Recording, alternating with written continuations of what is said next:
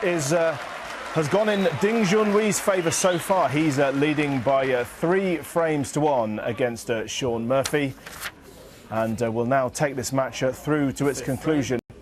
And it's Ding to break in the 5th frame. Your commentators are Dominic Dale and Terry Griffiths. Thank you, Ashley. Both these players will have had their mid-session interval cup of tea. Resume this match. Obviously Ding is in a good position, being 3-1 ahead. Shaun, well, you'd feel he could do with winning this frame. Born down to somebody of Ding's capabilities. Be a mountain too steep to climb.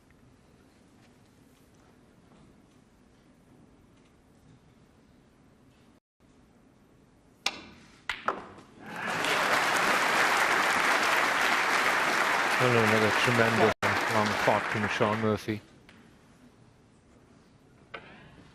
I think he's got in first in every frame so far. Certainly lost 2 frames before the interval when he got in with 30-odd break and broke down and lost the frame from good scoring positions as well. So his long pot has been quite good from the start.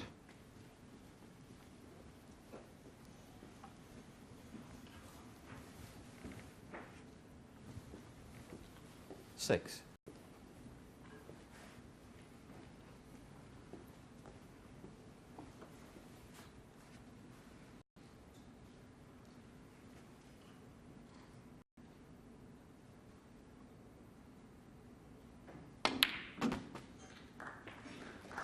It's a very good shot there. Now you see the long pot success, and 67's quite good. It's almost 7 out of 10. Well, which is very strong. Over a period, I think they get 5 or 6 out of 10. They're doing exceptionally well. 14. You see they're both above 90. Quite high standard. 15.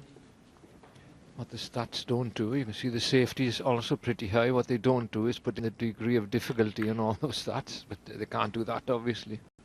But if you go back to the long pots, then sometimes they're very difficult and sometimes they're on the pocket. So 20. I think in general terms, Murphy's long potting has been very impressive so far. 21. And they do rely on that a lot these days, Dominic. Din.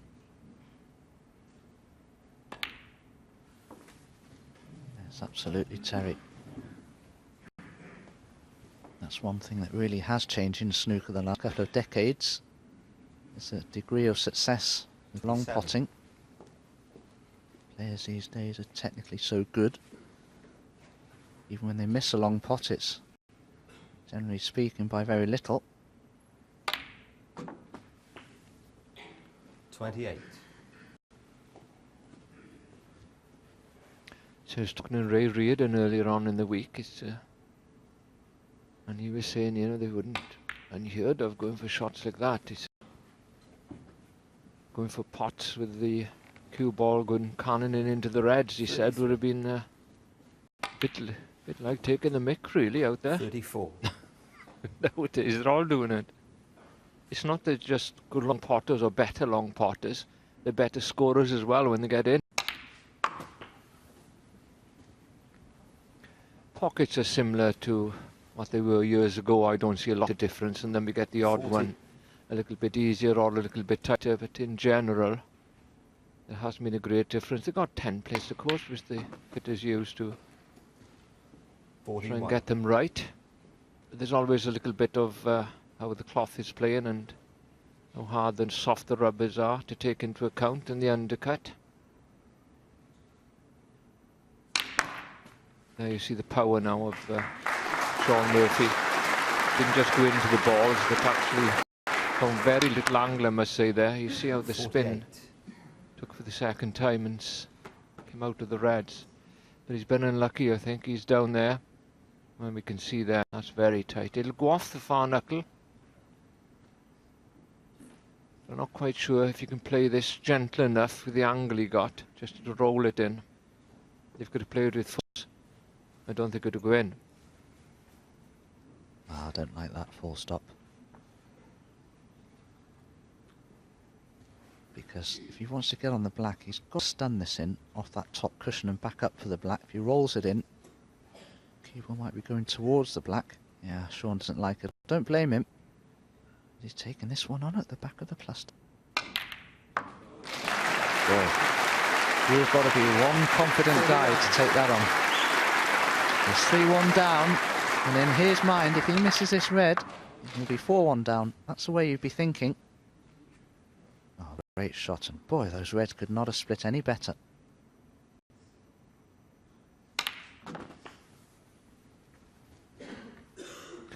Ball striking at his very best.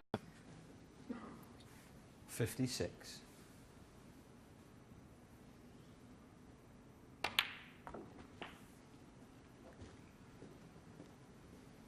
$57.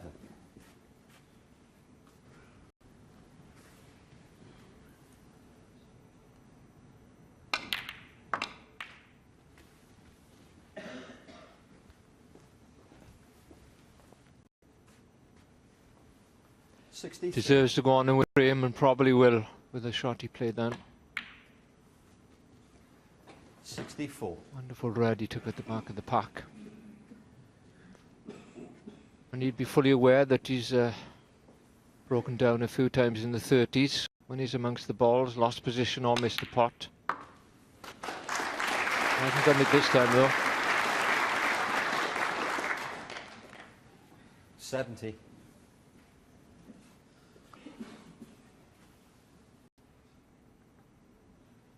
Audience recognising 70. confident way of doing it too.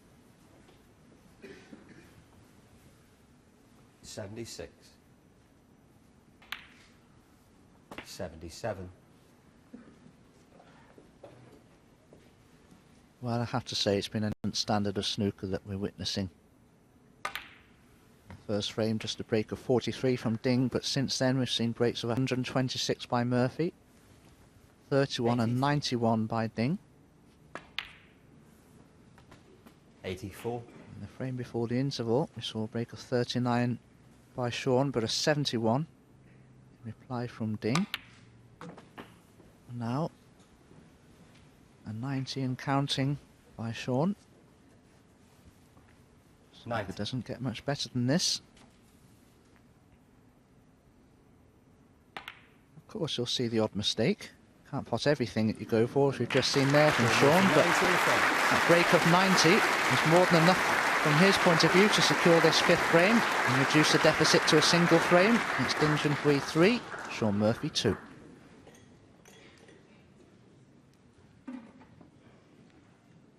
The red that Shaun Murphy played here when he slightly lost position early on in the break. I think he was on 48, and played an absolutely tremendous shot.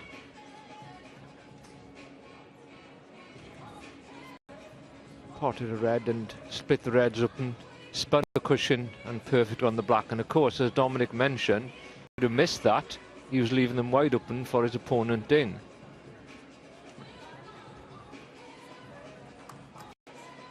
Yeah, when you're on a shot like that, sometimes you just know that the key to the success of that pot is clean striking of the cube, going through it well and timing it well, so you focus on that, and that just gives you the confidence to play the shot well. I think the hardest thing on that shot, Dominic, is to fully commit yourself that you're going to play it and you're going to commit